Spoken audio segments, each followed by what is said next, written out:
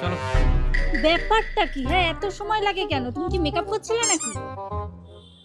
এক সেকেন্ড, দেখি দেখি তোমাকে ভালো করে দেখি।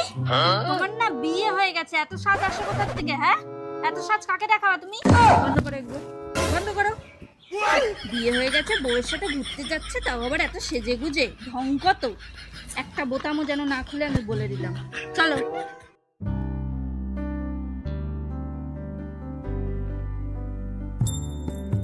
এই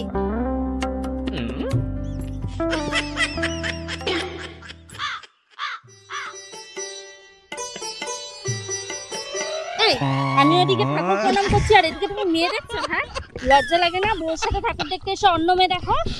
ভুলে যাও, হ্যাঁ ভুলে যাও যে তোমার বিয়ে হয়ে গেছে। চলো এখান থেকে। এই চলো, এই দোকান থেকে ফুচকা খেয়ে আসি, খুব ফুচকা খেতে ইচ্ছা করছে। দাঁড়াও দাঁড়াও, এখানে তো এতগুলো ফুচকার দোকান, তুমি ওই দোকানেই কেন ফুচকা খাবে বলো তো? কারণ ওইখানে তিনটে মেয়ে ফুচকা খাচ্ছে আর তোমার ইচ্ছা হয়েছে এখন ওদের পাশে দাঁড়িয়ে ফুচকা খাওয়া। লজ্জা লাগে না তোমার? না বিয়ে হয়ে গেছে? ফুচকা না, তোমাকে বাড়ি গিয়ে আমি খাওয়াবো। কোনো ফুচকা টুচকা খেতে হবে না।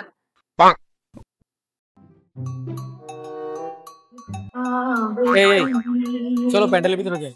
না না না না না না, ওখানে দেখো হাজার একটা মেয়ে, ওখানে তুমি ঢুকবা, কার না কার সাথে কোথায় না কোথায় টাচ লাগবে। প্যান্ডেল দেখতে হবে না। বুঝি না তোমার ধান্দা আমি। হ্যাঁ, কি ভাবো? চলো বাড়ি চলো।